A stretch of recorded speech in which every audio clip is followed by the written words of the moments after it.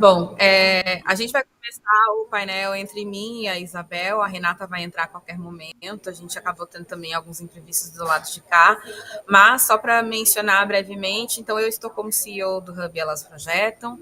Já é a terceira ou quarta edição do GPS Conferência que eu participo. O Elas Projetam sempre ganhou um painel dentro da programação. Nas últimas edições, a gente tem trazido sempre ou tentado trazer um pouco mais da pauta de inovação para dentro desse nosso ambiente, da nossa comunidade de gestão de projetos. Afinal de contas, é algo que aparentemente pouco se fala. A gente fala sobre, né, como a gente viu na palestra anterior, gerar valor e isso promover inovação, mas promovida a inovação e agora, né?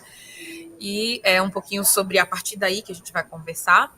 A Isabel Sartori, convidada nossa ilustre, né, coordenadora de inovação da Câmara, coordenadora da Câmara de Inovação da FEComércio Bahia, e até pouco tempo atrás estava também como superintendente de desenvolvimento científico do estado da Bahia, né?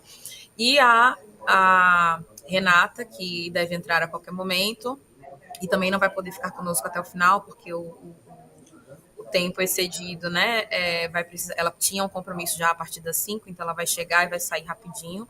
Mas a Renata também tem um papel super importante, além de advogada especializadíssima em legislação para inovação. Ela é doutora também em cibersegurança, mas, sobretudo, foi convidada exatamente pela expertise que ela tem para assumir como superintendente de Ciência, Tecnologia e Inovação da Fundação de Apoio do Distrito Federal.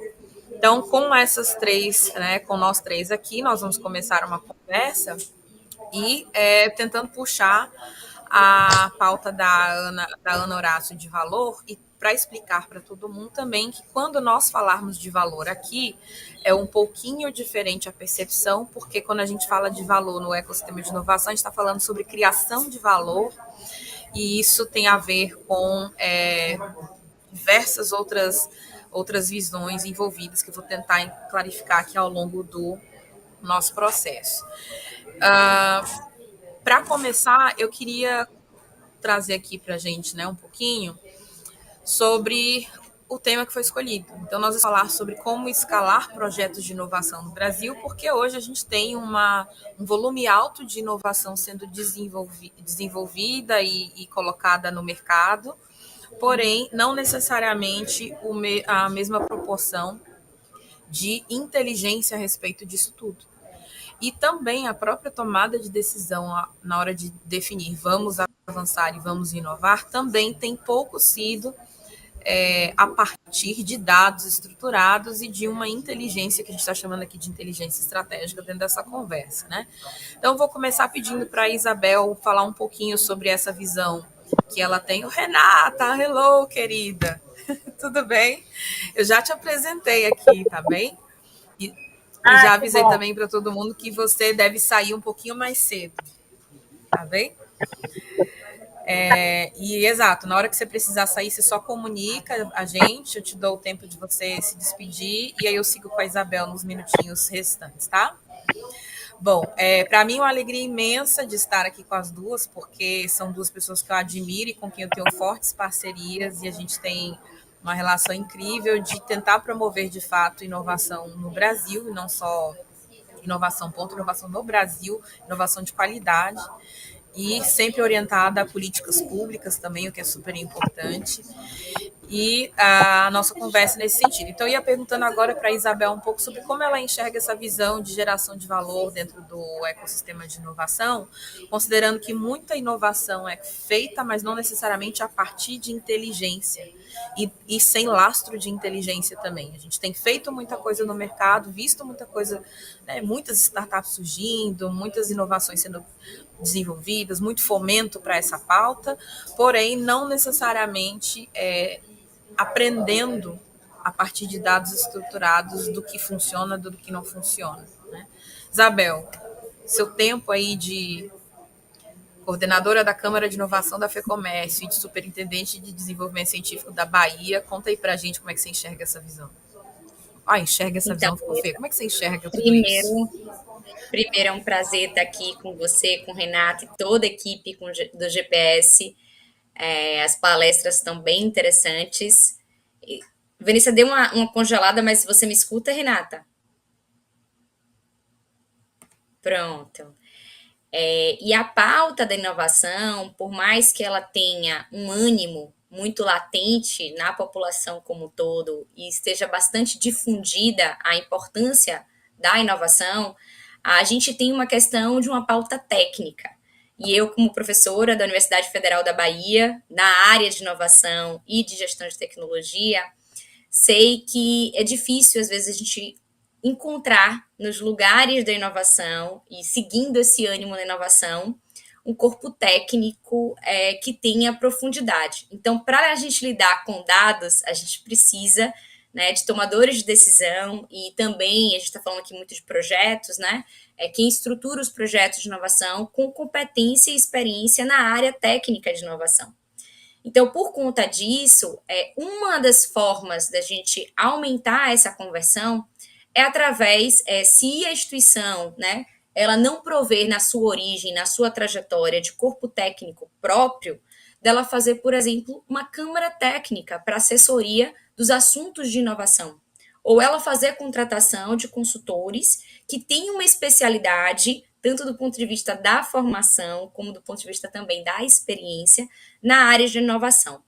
Então, por mais que a gente que enxergue, né, essa importância da difusão da temática da inovação, do interesse, a gente ainda está falando de uma pauta bastante técnica e que quando a gente chega ainda nos níveis mais profundos, né, que a gente chama de deep tech, que tem um alto teor de tecnologia, a gente precisa ainda mais de profissionais com experiência e com a conceituação, a formação técnica necessária. Então, para isso, a gente tem estratégias também para que todas as corporações sejam agraciadas com a inovação, desde que elas façam uma apropriação, né? Mesmo quando a gente fala de inovação aberta também, que ela monte uma estratégia para ter corpo técnico gabaritado dentro das suas estratégias de inovação. Então, eu acho que a questão crucial para a gente lidar e falar de tomada de decisão baseada em dados antes falar de pessoas, né? E pessoas que estejam nas instituições prestando serviço ou ainda no corpo da instituição que tenham capacidade técnica para tal. Então, eu acho que essa é a principal questão aí desse ponto que você levantou. Renata, você está aí à frente de uma agenda e de um orçamento gigante, inclusive, para a inovação aqui do Distrito Federal. Essas falas da Isabel sobre a qualidade técnica das pessoas e até pela imaturidade que a gente vê dos ecossistemas no Brasil como um todo, que ainda estão se estruturando, ainda estão se implementando. Você enxerga também essa falta da qualidade técnica e qual a importância você enxerga disso tudo para que a inovação no nosso cenário ideal, de fato, que a gente gostaria que ela viesse a ser? Nossa, a gente pode falar aqui um mês sobre isso. Concordo plenamente, acho que a gente precisa cada vez mais falar e difundir tudo que a gente tem de desenvolvimento de política pública de inovação e principalmente, Vanessa, fazer com que a Tríplice Hélice ela funcione. Isso é uma grande dificuldade. Nós colocamos no mercado, né, como agência de fomento, uma grande quantidade de investimento de qualidade a fundo perdido para desenvolvimento de tecnologia, de pesquisa tecnológica focada em inovação, e a gente não tem um retorno disso para o Estado. Isso é muito... isso tem me incomodado assim um pouco. Então a gente precisa cada vez mais falar sobre isso, e principalmente porque, de fato, muito poucas pessoas falam com propriedade a respeito do assunto inovação. Isso é alguma coisa que está no nosso mundo, sabe? Não extrapola. Então, as pessoas, por exemplo, não sabem o que é Deep Tech. Eu estou aqui fazendo uma visita na USP e a grande dificuldade é que na própria USP, acabei de saber que as pessoas não sabem, os professores não sabem o que é Embrapi. Então, a gente precisa fazer isso circular, muito embora a USP utilize, tenha projetos hoje com a Embrapi, tem muitos professores que não conhecem a instituição. Quando eu falei da Sofitex, que nós tivemos, né, a posse do Christian ontem, as pessoas não sabem o que é Sofitex. Então, de fato, a gente precisa cada vez mais colocar a inovação como nesse cenário importante da pesquisa e inovação e trazendo principalmente a academia para dentro disso.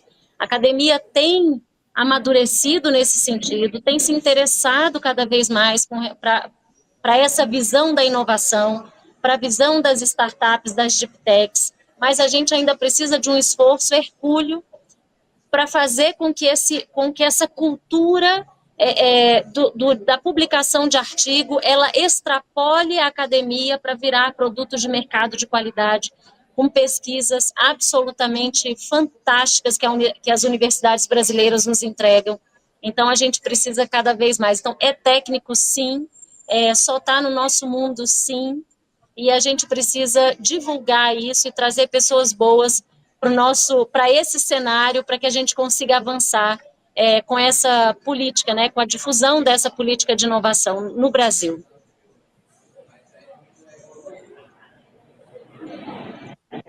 Só para contextualizar por causa do nosso público, aqui no evento a gente está falando com gerentes de projeto ou membros de equipes de projeto em geral, né? Aqui o LGPS Conference ele atrai muito esse público. E se você que está assistindo a gente não entendeu muito do que algumas coisas foram ditas, você também não sabe o que é Deep Tech, também não sabe o que é Embrapi, só menciona aqui no chat para a gente saber que a gente vai melhorando o vocabulário aqui da conversa, tá? Mas assim, e eu que sou gerente de projeto, o que isso tem a ver comigo, toda essa conversa? Vou tentar contextualizar para todo mundo. É possível hoje que você esteja fazendo um projeto de uma tecnologia que não é promissora. As empresas investem demais em tecnologia sem perguntar, essa tecnologia que eu estou desenvolvendo é promissora de verdade? E por promissora significa que eu tenho que fazer primeiro uma pesquisa para entender se essa tecnologia já existe, se já tem patente sobre ela ou não, se ela já está registrada de alguma forma, se ela já foi aplicada antes. Eu tenho que fazer essa busca de anterioridade que a gente chama. Eu tenho que saber, por exemplo, será que vale a pena o recurso de não sei quantos milhões que a empresa vai investir quando eu poderia estar fazendo isso por meio de incentivo fiscal, compensando tudo isso com lei do bem, lei de informática? Será que eu podia estar colocando tudo isso dentro de uma unidade em Embrapi e pagando somente 30% do desenvolvimento, porque os outros 70% são contemplados, se for uma empresa maior, se for uma empresa menor, é 10% só que tem que colocar, mas enfim, 10% ou 30% do recurso, e que todo o restante do recurso vem de fomento.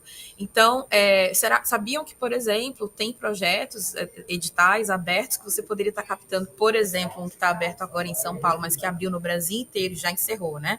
São Paulo é o último estado agora, São Paulo e Rio, o Tecnova, e que ele coloca na mão das empresas de 500 a 700 mil reais não reembolsável. Você não tem que devolver esse dinheiro apenas para você fazer o desenvolvimento de um projeto orientado à inovação. Então, tudo isso são coisas que, se você é um gerente de projeto, você deve pensar na hora de começar um projeto, de isso aqui será que já foi analisado e pensado da forma mais ótima possível, né? Utilizando todos os recursos que existe um sistema nacional de ciência e tecnologia à disposição, que eu podia estar me valendo desse sistema. Então, é sobre isso que a gente quer falar aqui um pouco, é sobre isso que a gente vai discorrer ainda mais. E aí, aproveitando o tempo que a Renata vai estar aqui, ela também vai sair em breve. Renata, olhando para tudo isso, e aí juntando capacidade técnica, e vamos lá, um dos maiores desafios é pegar um inventor, que geralmente é quem reconhece esses recursos, tira da academia a ideia e vai transformar isso numa proposta de valor de mercado. Ele pouco tem domínio do que é gestão. E aí entra um gerente de projeto, se parcerizando, por exemplo, com um profissional desse, com um acadêmico, com um centro, para garantir que esse projeto vai ser entregue, talvez, lá do outro lado da melhor maneira, com qualidade de recursos, com otimização e mínima propensão aos riscos. Você enxerga um uma sinergia aqui desse público de gerenciamento de projetos e dessas competências de gestão de projetos com o melhor uso dos recursos para a inovação? A ligação ficou um pouco pausada, mas eu vou tentar te responder porque eu acho que eu entendi acho que eu entendi o contexto. Sim, isso é muito interessante, inclusive divulgar para essas empresas programas como Centelha. Em Brasília, especialmente, nós vamos começar agora em setembro. Nós temos o Start BSB, que até o ano que vem vai somar mais de 63 milhões de investimento no Distrito Federal. Isso atinge diretamente esse corpo, né, esse nosso público dessa conversa hoje, desse bate-papo, que são empresas e startups. Então, existe muito fomento, existe o Estado hoje tem muita capacidade de investimento. O PIP aqui em São Paulo está aberto, demanda chamada contínua, então, para quem está em São Paulo também, pode procurar, enfim, iniciativas, né, de fomento para empresas de pequeno porte, né, como startups. Então, hoje, o Brasil inteiro tem, sim, capacidade de desenvolvimento para projetos nessa perspectiva que você coloca, Vanessa. Inclusive, é muito interessante que as startups, né, que os empreendedores de mercado que estão fora da academia entrem nesse nosso ciclo, porque isso é uma política pública muito rica, onde a gente separa, né, como diz lá Mariana Mazzucato, né, do Estado empreendedor. Aqui é onde você enxerga, né, a gente que está fora da academia, que não está falando de pesquisa, é onde a gente enxerga o Estado empreendendo na sociedade. E o que a gente precisa fazer para além disso, e aí me coloco aqui na posição de gestora pública, é trazer o Estado também com a sua capacidade de compra dessas inovações que são fomentadas por orçamento público, de depois de comprar isso, seja por encomendas tecnológicas, seja por CPSIs, e transformar a riqueza do que o mercado, do que esses empreendedores têm a nos entregar também, que é um mundo, né, que é um mundo de tecnologia, que é um mundo de invenção, que é um mundo de criatividade. O brasileiro não perde em nada, né? Brasília está em aproximadamente 7º lugar, já esteve em 4º. Isso oscila porque também os outros estados fazem investimento em inovação.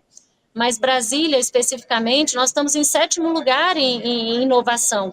Então, a gente vê que quando o Estado ele proporciona fomento, ele proporciona investimento na base, ele tem capacidade de virar, inclusive, matrizes econômicas dos nossos estados mesmo. Há uma preocupação com a matriz econômica, por exemplo, do Distrito Federal nos próximos anos, né? Com a entrada das inteligências artificiais, enfim. Então, eu acho que tem sim, que é preciso que a gente empolgue, que a gente incentive esses empreendedores a entrarem nesse nosso círculo. O Sebrae faz um trabalho maravilhoso, a Fibra faz um trabalho maravilhoso, a gente integrar o setor produtivo, de fato, para que a gente consiga fazer grandes coisas pelo Brasil de inovação.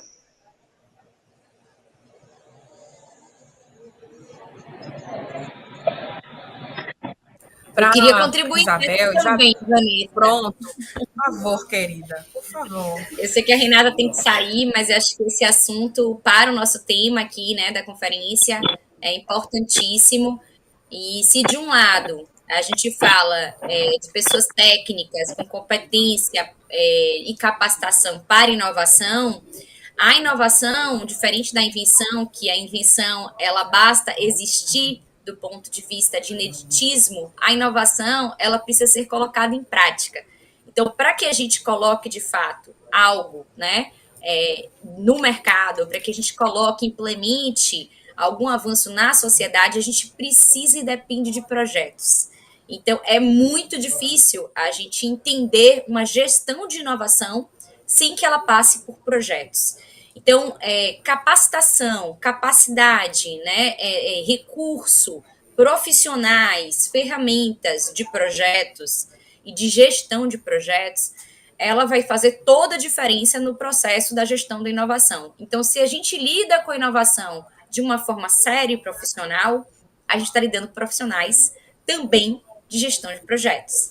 Então, não tem como desassociar isso. E cada vez mais, a Vanessa falou de uma série de recursos que podem ser acessados, como a gente tem nível de capacitação e de profissionalismo da inovação e de acesso aos recursos, cada vez mais os editais, eles exigem a demonstração de competência desde o projeto que é submetido até os relatórios e o acompanhamento. Então, isso vai fazer de 2 projetos que tenham, né, uma inventividade, uma inteligência, uma tecnologia que tenha mérito e que tenha um incremento naquele determinado problema, que ele solucione, que ele traga, né, indicadores, porque são hoje, tudo isso a gente fala de indicadores para fazer a comparação e a seleção.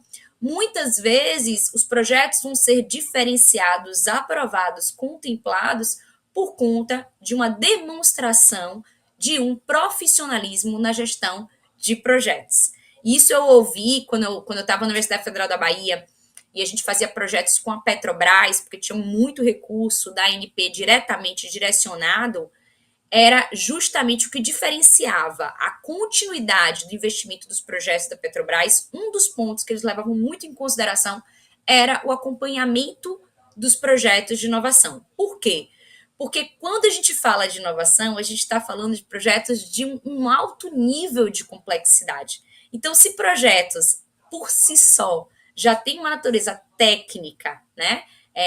Com toda a sua expertise necessária, quando a gente fala de projetos de inovação, a gente está falando dos melhores projetistas. A gente está falando dos projetistas com maior experiência. A gente está falando daqueles profissionais que têm um background, de fato, não apenas para fazer um excelente planejamento, mas também para fazer um excelente monitoramento, porque a curva da inovação, ela tem um tempo, né, e uma acentuação própria.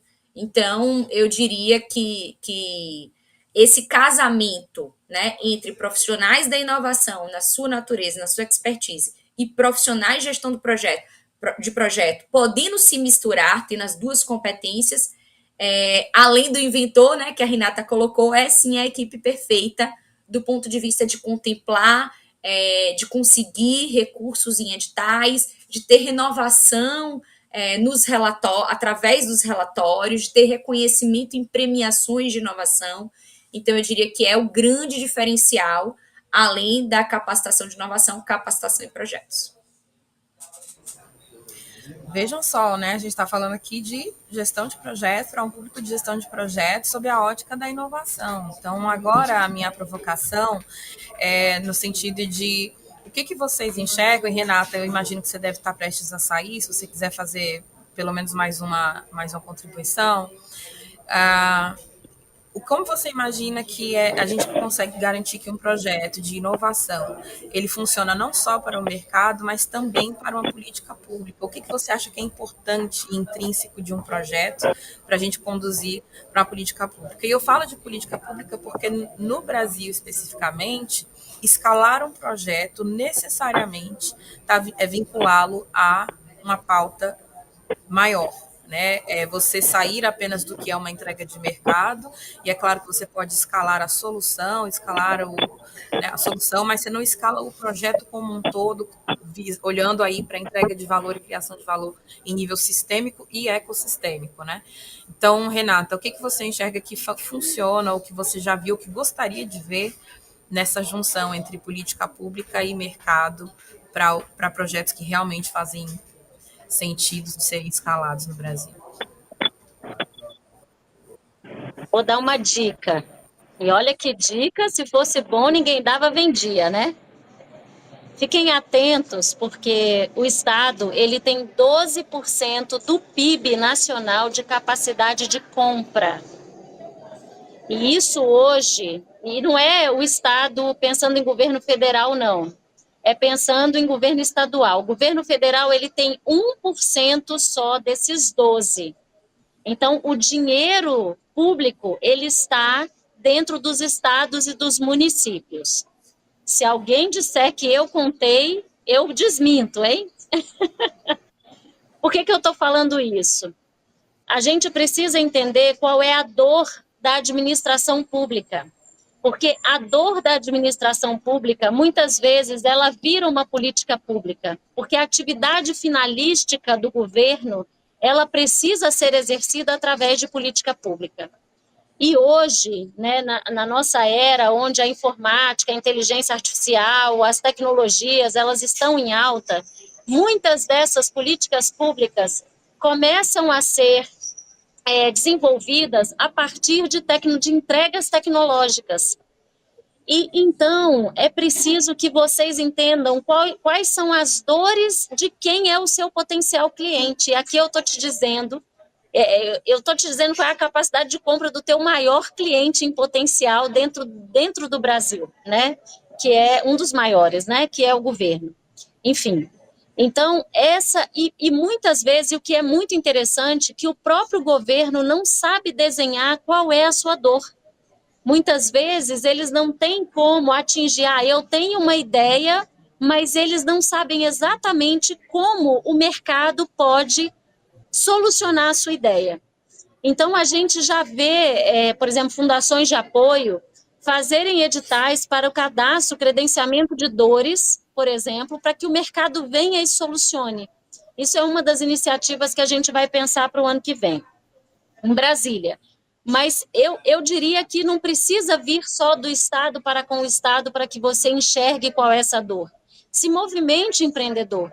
Vá até uma secretaria, vá até a prefeitura do seu estado e pergunte lá assim, por que você precisa? Como é que está a sua educação? Será que não tem nenhuma edtech sentada aí do outro lado da nossa audiência aqui? Será que não tem uma startup que pode, de repente, solucionar um problema de resíduos sólidos? Será que a gente não tem nada com relação à saúde, por exemplo? Então, é entender como que a sua produção ou o seu produto pode solucionar e ir para o governo vendendo, assim como você vende para o mercado. E nesse aspecto, a própria secretaria vai desenhar o papel da política pública. Nesse sentido, vocês têm um arranjo tecnológico onde todas as FAPs podem entrar com a solução da política pública, por exemplo, financiando ou ajudando a financiar essas pesquisas dentro dessas startups para a implementação de uma nova pesquisa, de uma nova política pública. Ou o estudo do que foi implementado como política pública. Então, é muito importante que não só a academia, mas que também o mercado, né, a partir desses projetos, dessa gestão de projetos que vocês estão pretendendo, eu estou entendendo assim, aprimorar, né, a partir desse diálogo, ir até a secretaria, identifiquem qual é o seu produto, identifiquem qual é a dor da sociedade, elaborem esse produto, essa POC, esse MVP, para atender essa dor. E a gente provoca o Estado a uma elaboração de uma política pública com essa solução que pode ser colocada no mercado, né, no mercado público como solução de política pública. Isso é uma entrega maravilhosa, Vanessa, para o governo, sabe? Isso é a solução do problema do Brasil. Eu sou uma entusiasta nesse sentido. De fato, eu já preciso me despedir, né? Estou aqui em São Paulo fazendo essa visita, pego a estrada hoje, vou para Campinas também para fazer essa visita ao Ministério de Ciência e Tecnologia aqui, né?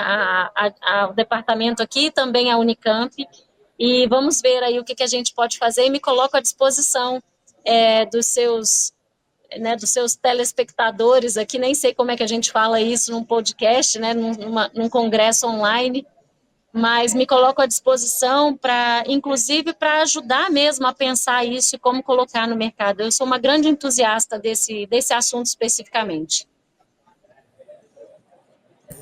Obrigada, Renata. Obrigada pela sua participação. Eu vou seguir com a Isabel aqui. Boa viagem, viu, querida? A gente se fala em breve. Bom, Isabel, com essa provocação da Renata de colocar o governo como o melhor comprador, né? De citar, a gente estava vendo a palestra anterior a nossa era sobre geração de valor orientada ao cliente. Cara, o melhor cliente que existe é governo. Paga bem, paga mais, paga sempre e paga em altíssimos volumes, porque quando se atende a uma política pública é para não sei quantos milhões de pessoas. Então, olhando para tudo isso, né, eu volto aqui agora ainda para o nosso público de gestores de projetos, olhando para como o mercado e a nossa comunidade de gestão de projetos tem se mobilizado, eu entendo que os gerentes de projeto, que são muito orientados a metodologias e ferramentas, vão perder espaço de mercado. Vão perder espaço de mercado porque é necessário a gente começar a ser relevante dentro das organizações. Se você é útil, você é descartável. Se você é relevante, é diferente. Aí o que é o ser relevante? A sua rede importa, as relações que você construiu são diferenciadas. Você vem de um mercado, de uma trajetória de mercado que é só sua, ninguém tem exatamente a mesma. Então, você construiu relações únicas, você usa essas relações, as comunidades a que você se vincula, os parceiros com que você trabalhou, as pessoas que você liderou, tudo isso são parte de rede. E aí eu estou trazendo a pauta de rede porque hoje fazer inovação no Brasil de forma escalável, sobretudo orientada a governo, significa construir uma rede. Essa rede não é simplesmente minha rede de contatos, não é o networking padrão. A gente está falando de rede intencionalmente construída a partir de um ator provocador. Esse ator pode ser, às vezes, um edital, às vezes ele é uma política pública, uma legislação nova, às vezes ele é uma oportunidade de mercado porque teve uma brecha. Esse ator, que nem sempre é humano, às vezes é uma pessoa especificamente, digamos, apareceu a Isabel no meu dia, eu não posso perder a oportunidade de tentar fazer algo com ela, então eu vou mobilizar toda a minha rede, minhas conexões, para entender como que eu vinculo tudo isso a Isabel, porque ela é uma pessoa que eu não quero perder, porque tem tais e tais e tais atributos, certo? Então, esse ator que é mobilizador e promotor de uma visão, de uma possível criação de valor, ele, em cima dele, se constrói uma rede. Aí eu vou deixar para a Isabel falar um pouquinho sobre rede, porque eu e ela a gente tem trocado muito sobre isso e tem sido diferencial de atuação no mercado. É claro que para quem mora em São Paulo a visão é diferente, tá? O mercado de São Paulo ele é uma bolha que funciona em São Paulo, ele não se replica no Brasil. Então, essa lógica do fazer negócio, eu tenho uma ideia boa, o cara do meu lado, da loja do andar de cima, da empresa X, que sei, o investidor tal, malha na minha academia. Não existe isso fora do Brasil, né? Você não consegue simplesmente emplacar um produto assim tão facilmente. Então, a construção de rede ela ainda é mais estratégica hoje. E aí, Isabel, me fala, que inteligência é essa que a gente precisa ter para pensar essas redes? E, de novo, se você é gerente de projeto e acha que isso não te toca, você está equivocadíssimo. Como é que a gente pensa essas redes para construir projetos de qualidade e fazer entregas de maior impacto dentro da pauta de inovação?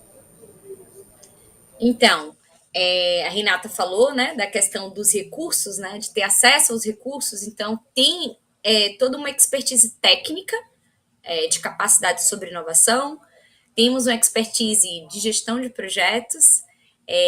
Esse novo gestor de projetos, frente a tanta tecnologia e ferramentas que temos hoje disponíveis, eu entendo da mesma forma que você, Vanessa, que precisa passar por uma camada onde ele entregue também camadas de inovação. E, para isso, uma das vantagens é saber onde estão os recursos, ou seja, além de levar a capacidade de gerir o projeto, ele leva a capacidade de saber onde estão os recursos para financiar os projetos de inovação. E, além disso, a gente precisa de rede, como você colocou. Mas por que a gente precisa de rede? E por que essa rede ela precisa ser uma construção prévia, né? E também algo que venha a ser contínuo.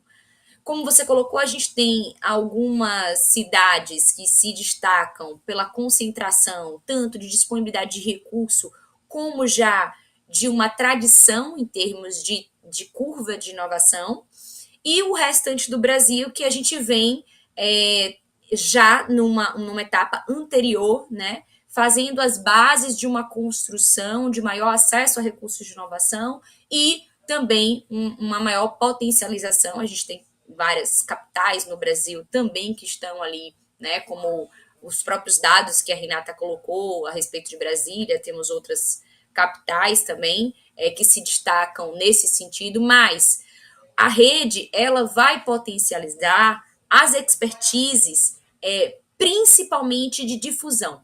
Porque se a inovação ela tem como necessidade, como a sua definição, a implementação na sociedade, para que a inovação tenha sucesso, para que ela traga o valor, né, que você tanto falou, ela precisa se difundir na sociedade. Ela precisa, como a gente fala, gerar nota fiscal. A gente não basta apenas levar isso ao mercado, mas não levar com estratégia. Então, se a gente está pensando em estratégia para ter uma escalabilidade na inovação, a gente tem que passar pelas redes, porque as redes e a força das redes que vai potencializar as bases da difusão da inovação. Então, quando a gente fala de redes, a gente está falando originalmente, se a gente pega, né, a estrutura de conglomerados, de cooperativismo, de colaboração, a gente está falando de associações. Então, essas são as primárias, que a gente pode chamar assim, as mais tradicionais. Então, buscar as instituições de representação do setor segmento, que tem, às vezes, enquanto diretriz, enquanto missão, enquanto existência, na sua vocação, esse papel de representação tem um destaque. Só que a gente tem que atrelar isso à inovação e tem que atrelar isso a projetos, porque senão a gente não deslancha. A gente pode também recorrer, como a Renata falou, aos ecossistemas das universidades, as academias, que a gente tem ali toda uma estrutura já de rede de pesquisadores, mas por si só, isso não vai fazer com que isso seja levado ao mercado. Então, a gente precisa pensar na estrutura de rede de mercado, pensar nos atores enquanto pesquisa, e a gente também deve pensar naquelas instituições que elas existem enquanto expertise de rede, né? Na sua base, na sua existência, ela tem isso como especialidade. Por quê? Porque gerir rede não é algo simples. Então, quando esses editais eles são abertos, eles geralmente já buscam projetos que demonstrem redes que têm uma certa maturidade. Então, ele vai procurar uma startup, que é uma empresa recente, que ainda não tem modelo de negócio validado, mas que tem alto teor de tecnologia. Ele vai muitas vezes querer que essa startup se junte a empresas mais tradicionais ou ainda instituições de representação. Ele vai buscar, às vezes, a universidade presente para que tenha ali uma fundamentação. Ok, mas daí, para fazer funcionar, um grande diferencial pode ser instituições, né, conhecedores, profissionais que tenham a expertise de gerir rede, porque senão a gente não orquestra esse movimento.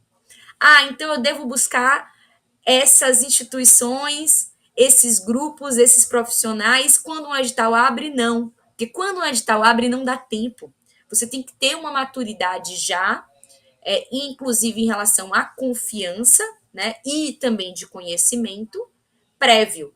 Claro que um primeiro edital pode ser uma porta de início para que se comece um trabalho, mas eu volto a colocar aqui os ambientes das câmaras, dos conselhos, das associações de uma forma geral, né, das entidades de classe, como um potencial de reverberar diante de especialistas em gestão de redes, para que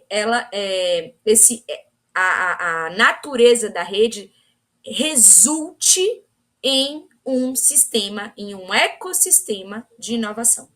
Então, a rede hoje é a base do que a gente tem para a inovação inclusive para a perenidade da inovação, para que a gente não tenha aqueles outliers, né? Para que a gente não tenha uma mortalidade infantil tão alta como a gente vê em muitos negócios, e para que a gente tenha sucesso na difusão.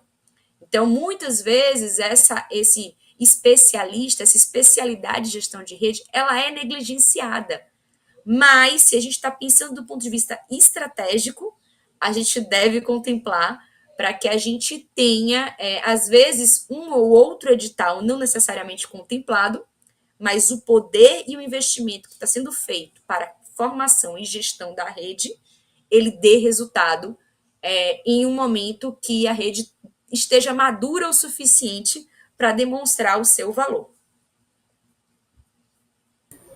Vejam só, a gente está falando aqui de um monte de coisa que eu tenho consciência de que para o público do GPS Conference muito disso é novidade, até porque a comunidade de gerenciamento de projetos se fechou numa pauta muito orientada à ferramenta, muito orientada ao operacional do trabalho do gerenciamento de projetos. E isso já não é de agora, de muitos anos. O próprio PMI deixou de fomentar a conversa estratégica e se concentrou em coisas que resultam, inclusive, em certificações. O Elas Projetam tomou uma decisão 3 anos atrás de se vincular literalmente ao ecossistema de inovação para se pautar dentro disso, porque a gente viu falta qualidade técnica gerencial dentro do ecossistema de inovação, e como nós vínhamos de uma comunidade que, como vocês todos, somos muito especialistas em gestão, eu entendi que caberia trazer todo esse know-how para dentro do ecossistema de inovação, e agora, 3 anos depois, a conta está se pagando, graças a Deus. Então, o Elas Projetam fez esse movimento, a gente tem atuado fortemente, eu entrei até em mestrado, estou fazendo mestrado no próprio ITA, para me qualificar ainda mais em inovação. Tenho me aproximado de pessoas com calibre da Renata e da Isabel, por exemplo, para que a gente consiga entender como atuar dentro, ainda com a nossa excelência de gestão de projetos, porém dentro deste novo mercado não de mercado em si, né, o mercado, mas dentro desse sistema de inovação que existe e do ecossistema de inovação que existe. Se você está com dúvida, só menciona aí, cara, novidade para mim, para a gente é importante saber do público que ainda está aqui assistindo, em que ponto vocês estão, se isso tudo é novidade de fato, ou se eu estou inventando, se eu estou tendo uma percepção equivocada. De qualquer maneira, eu queria que o pessoal do Arte colocasse para mim, por favor, no chat do pessoal, um link para quem tiver interesse de saber mais e se apropriar mais dessa pauta de inovação. Esse daqui é um link de um pré-cadastro que a gente criou para que gerentes de projeto que queiram se apropriar um pouco mais dessa pauta de inovação possam participar de um curso. Ainda estamos vendo como é que a gente vai colocar esse curso no mercado e tudo, mas a gente já viu que existe a necessidade, porque em todos os lugares de gestão de projetos que a gente fala, a gente percebe um silêncio das pessoas à nossa volta. Então, cadastrem-se, que a gente deve trazer para vocês um conteúdo riquíssimo para vocês começarem a entender. É um curso de sensibilização para a inovação, né? A gente começa aqui nessa conversa e a gente vai terminar ainda montando algo muito maior para vocês entenderem mais da pauta de inovação. Tem mercado, tem espaço, tem muita oportunidade. Bom, não acabando ainda, porque a gente ainda tem alguns minutinhos, né? Isabel, será que a gente consegue concretizar um pouquinho mais do que a gente conversou com o pessoal, né, para o pessoal entender? Vamos falar do nosso case que a gente está trabalhando agora, do que ele significa, como a gente estruturou, contar um pouquinho na prática como que a gente estabeleceu tudo isso, né? Eu vou começar e vou passar a bola para a Isabel. O Elas Projetam, ano passado, criou uma estratégia de acessar mercado por meio de elaboração de projetos de inovação, que havia uma demanda clara, as pessoas realmente não sabem escrever os projetos, e, em geral, o gerente de projeto pega o projeto. Então, a gente está falando aí de um público que precisava juntar o que era a demanda do edital, o que era que era uma boa prática de gestão da inovação, que é diferente de apenas gerenciamento de projetos, do que era boa prática de construção de rede, botar tudo isso junto, elaborar uma proposta e levar isso para captação de recursos. Então, nós buscamos parceiros para isso. Quem são esses parceiros que poderiam talvez ter interesse nessa expertise que nós temos? E procuramos, especificamente, nós nos juntamos aqui com a Isabel na Câmara de Tecnologia e Inovação da FEComércio Bahia, e aí levamos uma oportunidade de um edital da ABDI, que é a Agência Brasileira de Desenvolvimento Industrial, exclusiva falta de e-commerce. Ora, e-commerce e FEComércio era um match muito natural de se fazer. Chegamos para elas com a proposta e avançamos. Daí para frente, o que aconteceu, Isabel? Como é que a gente estruturou? O que a gente fez? Que rede foi essa? E que resultados a gente está obtendo? Então, isso que Vanessa já colocou já é, assim, por si só, né, um reconhecimento, porque esse edital foi num formato de premiação. Então, o que a BDI e o MDIC fizeram foi selecionar o melhor projeto. E não apenas pelo mérito da tecnologia, da startup que a gente escolheu, não apenas pelo poder da nossa rede, que tinha FEComércio Bahia, Sebrae Bahia, mas também por conta da qualidade técnica do projeto e dos indicadores de acompanhamento que o projeto se colocava a cumprir. Então, entender que a gente precisa de uma rede forte, de uma tecnologia inovadora, mas também precisamos de competência técnica em projeto para que a gente consiga ganhar, por exemplo, nesse caso, a maior premiação concedida em inovação do comércio do Brasil, que foi esse edital que a Vanessa está trazendo aqui como case. Tá? A gente ficou em primeiro lugar na categoria de capacitação e treinamento. Então, a gente escolheu dentre as 3 categorias possíveis, e aí as escolhas estratégicas com quem entende de projetos também faz toda a diferença. Por quê? Porque a gente vai ser assertivo no que a gente consegue entregar. É muito comum quem está fazendo projetos de inovação não ter parâmetro para definição de indicadores. Por falta de experiência, por falta também de conhecimento técnico. E aí, quando a gente traz, né, para o time especialistas em gestão de projeto, a gente tem todo o arcabouço do background profissional de acompanhamento de projetos. Então, são indicadores que podem ser prometidos sem que haja um estrangulamento da equipe e do recurso que vai ser acessado, e que também seja competitivo frente a essa concorrência que é um edital. Então, isso é fundamental. A gente teve uma primeira reunião agora com a equipe da BDI-MD, que foi muito, inclusive, falado, né? Foi colocado positivamente, e também trazer a própria estrutura da equipe. Quem está no projeto, quem faz parte disso, a experiência e a expertise. Então, essa rede, ela foi liderada pela FEComércio Bahia no ponto de vista do ecossistema, pensada pelo Elas Projetam, liderada pela FEComércio com a Câmara de Inovação, e aí a existência prévia da Câmara, que é uma assessoria técnica à instituição, ela é importantíssima. Por quê? Porque a gente já tem atores, a gente já tem ali uma confiança nesta relação, para que quando venham as oportunidades, e aí quem trabalha com editais sabe que às vezes o tempo é muito curto, e às vezes você precisa, inclusive, de formalização de todos os níveis de participação em instâncias, já precisa existir uma confiança prévia, tá? Essa confiança do ponto de vista do Elas Projeto e da Federação, isso veio previamente, com outros ensaios que foram feitos, mas quando a gente pensa na startup, quando a gente pensa em Sebrae Bahia e FEComércio Bahia, isso vem de toda uma articulação e um fortalecimento, inclusive um posicionamento sobre inovação, que ele é previamente estabelecido através de um trabalho de 4 anos da federação com essa Câmara de Inovação e Tecnologia, que faz posicionar a federação como um dos atores importantes e pioneiros na Bahia, e um dos atores frente à Confederação Nacional também como pioneiros em relação a esses cases de inovação, a essas experiências de inovação. Então, a gente junta todos esses atores, a gente tem a potência da capacidade técnica do Elas Projeto, sendo assertivo no preenchimento dos formulários, na leitura de editais, no compromisso em relação a indicadores e a metas estabelecidos, ou seja, destrincha tudo dentro de uma linguagem de etapas, de ações, de metas, de cronograma, de planejamento, e a gente faz uma gestão de rede para que esses atores, e aí vem a parte que, de fato, quando a gente coloca uma rede que é uma rede muito forte, a gente precisa também de profissionais que tenham expertise para gerir essa rede. Por quê?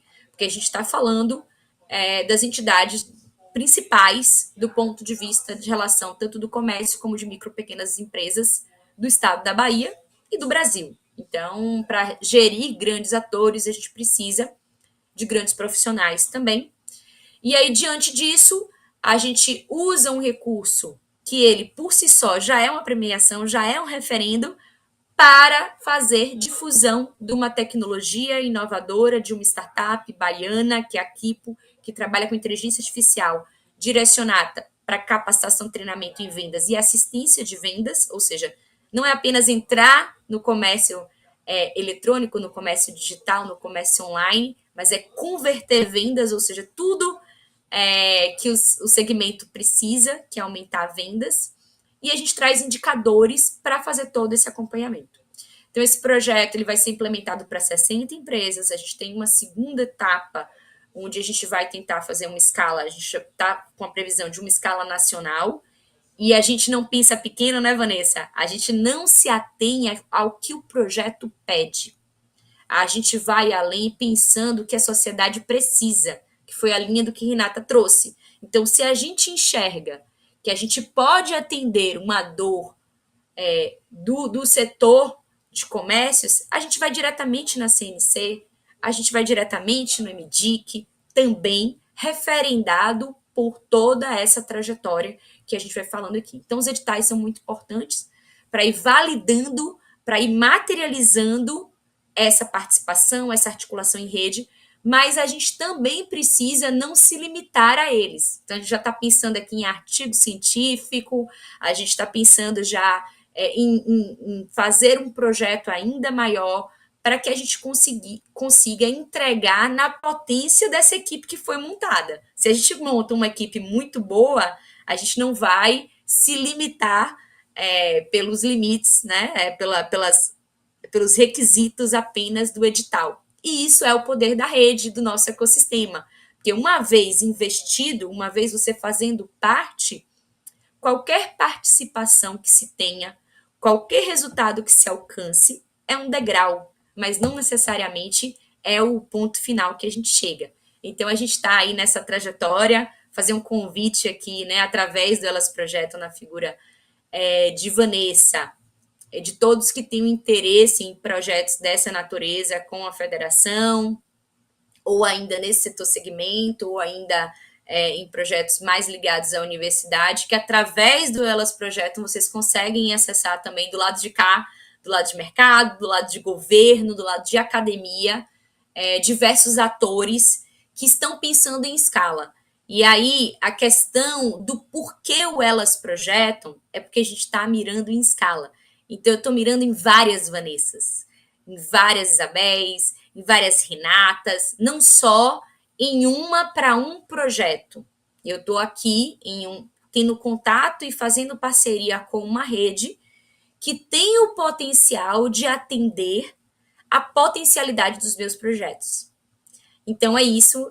Eu queria deixar aqui, Vanessa, que através do Elas Projetam, vocês conseguem acessar muito mais do que o Elas Projetam em termos de estrutura de gestão de projetos, mas diversos atores de inovação que estão fazendo a diferença, e aí eu deixo aí muitas mulheres, né, potentes que estão fazendo a diferença no Brasil e que estão com esse olhar para redes também de levar outras mulheres e também de fazer parceria com outras mulheres para materializar os seus projetos, como foi o caso aí desse case que a Vanessa trouxe, e do qual eu estou bem feliz com o resultado alcançado. A gente sabe que inovação a gente tem uma mortalidade muito alta, mas a gente já sabia desse resultado, era só o tempo.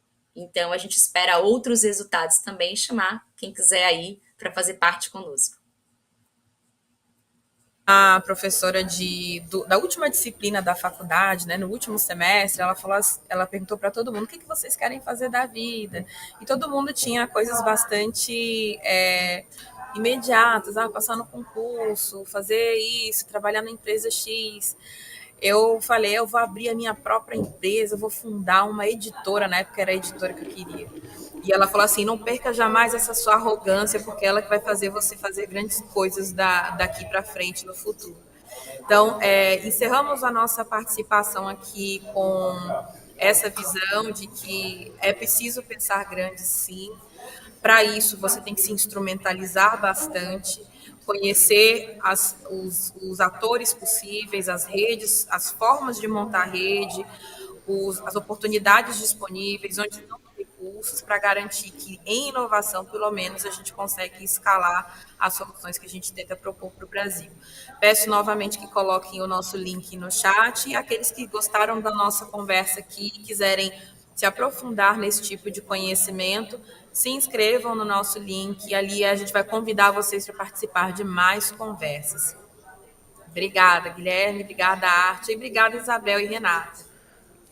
Perfeito, muito obrigado, Vanessa, muito obrigado, Isabel, muito obrigado para Renata, que também já saiu daqui. Vanessa é uma profissional brilhante, né, pessoal? Sempre com uma conversa de impacto, sempre trazendo coisas muito relevantes aí pra gente movimentar o mercado, e sugiro aí que acompanhem elas projeto, que se conectem com a Vanessa para conseguir compartilhar aí essas conversas. Sim, adicionem a gente no LinkedIn, por favor. Nossa equipe vai estar colocando o link ali no chat. Vanessa, muito obrigado pelo painel, muito obrigado pelas conexões, muito obrigado aí por essa intermediação.